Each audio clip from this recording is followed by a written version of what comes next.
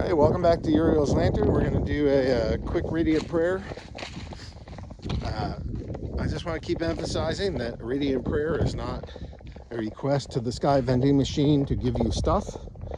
Sometimes that might work, but that's because the difference between your reality now and your reality with a new computer isn't really that different.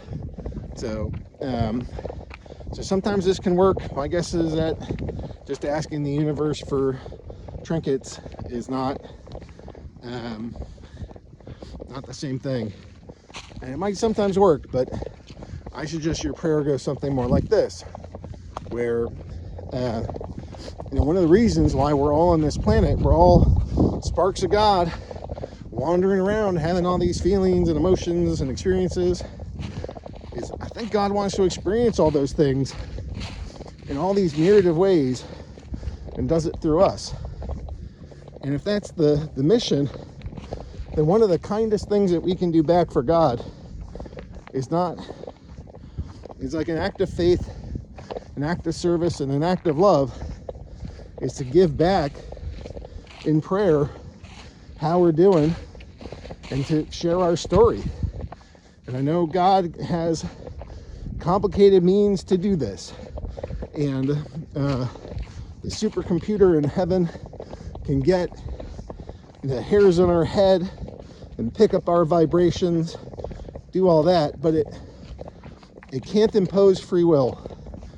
And so these kind of prayers and this action of trying to talk to God this way is an act of love, a gift back, a way to say thanks for this incredible life and incredible journey. The spark of the Creator lives inside of us. And it's an act of, voluntary, willful action in gratitude and thanks and love. We have free will, and we are exercising that free will to give our love back to the Creator, back to Source, back to the divine, and honestly back to ourselves too. We're part of it. So part of this is healing, part of this is self-love. So God, I have one of the biggest smiles on my face I could possibly imagine.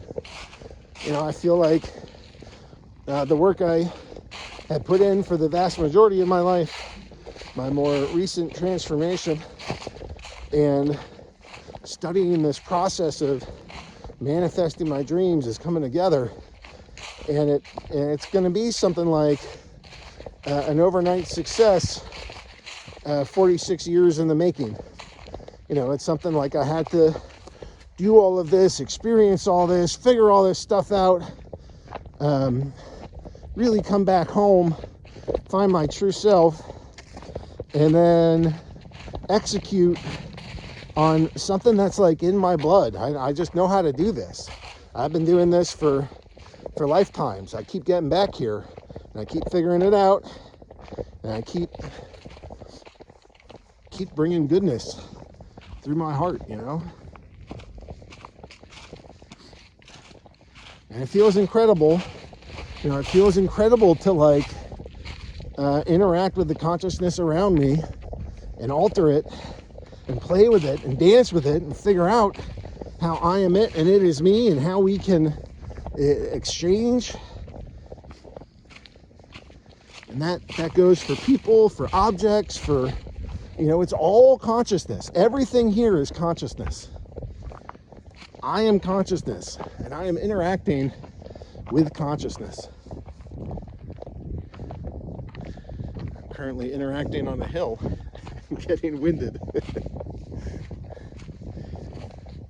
So, God, this has been an incredible journey.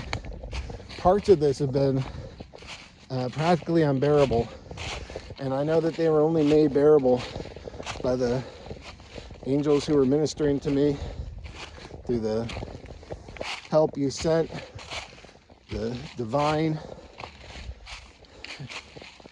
interjection into my life that you provided. I think a lot of people would have given up, couldn't have made it, wouldn't have done it, gotten this far, but I freaking did it. And the changes I'm making in spirit, in my heart, in alignment, I think they're coming into fruition now. And honestly, like, if it only takes 2 weeks, that's astounding. What a change. You know, it's like a flip switched on December 3rd. Took me like a week or two to remember the process that's in my bloodline, in my knowledge, my core. Been doing this for 2 weeks now, and I'm already seeing cracks in the veil. Seems like it's coming through, and it feels so empowering. And I'm like sad for lost time that I didn't get this until I was 46. But, you know, it's also enough time that I still have plenty of life left. And right here, I'm hearing one of my favorite sounds in the world. Down below me is the Susquehanna River, and it's partially frozen. It's not frozen all the way, just partially. And the ice at the edge is cracking. And when it cracks with like the waves and whatever else, it starts kind of singing. It's like the lake itself is singing through the cracked ice. And I love it. It's like my favorite sound in the world. So, God, I thank you for the music in my ears. I thank you for this day that I get to live. Thank you for the miracle of my kids, the love I have for them and them for me. And that outlasts circumstances, you know. My circumstances are temporary. My soul is eternal. My love for you is eternal. And the blessings you bestow on me are eternal.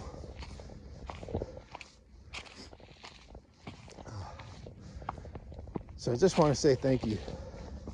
What an incredible life.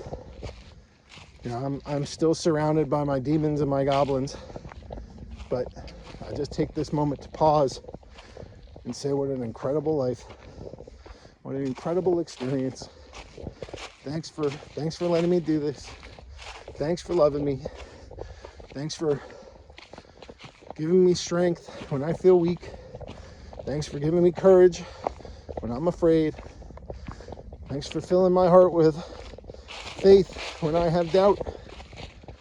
Thanks for forgiving me for being a dumbass sometimes, teaching me some lessons along the way.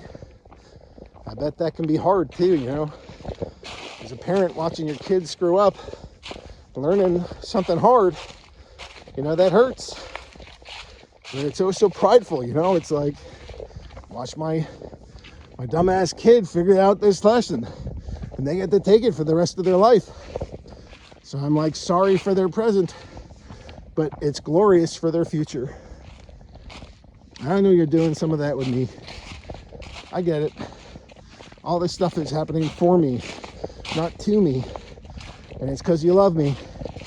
And it's because you love me too much to just stay a unawake, dumbass, living unconsciously day to day. You love me too much for that. You just kept turning up the heat till I could figure it all out. Well, I think I figured it out. I think I have applied it correctly, and I think I see changes. So God, just thank you. My angels, thank you. My ancestors, thank you. My pets, thank you. My family, thank you. I know there's a lot in between all that. And thank you. I put it to good use.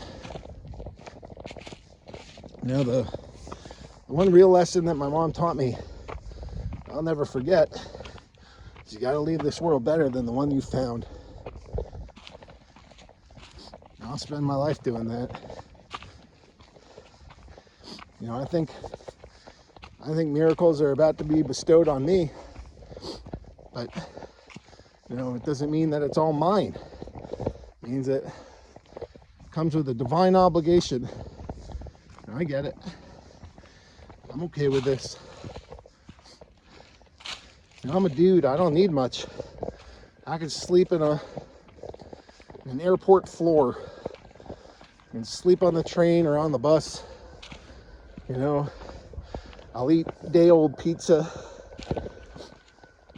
cup noodle, whatever. I don't need much. And I think much is coming my way. And it's not for me to... It's like more of an obligation. I will be a intermediary from heaven, be able to provide divine abundance for those that are walking the path, help them out.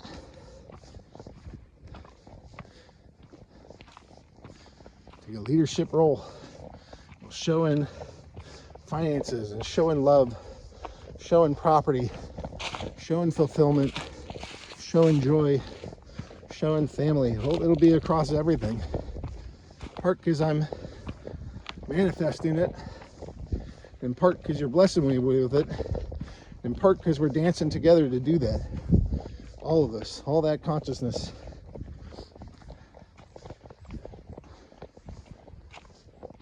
Oh, made it to the top of this hill. It seems like a good time to end it. So anyways, God, you're great. Your glory is amazing.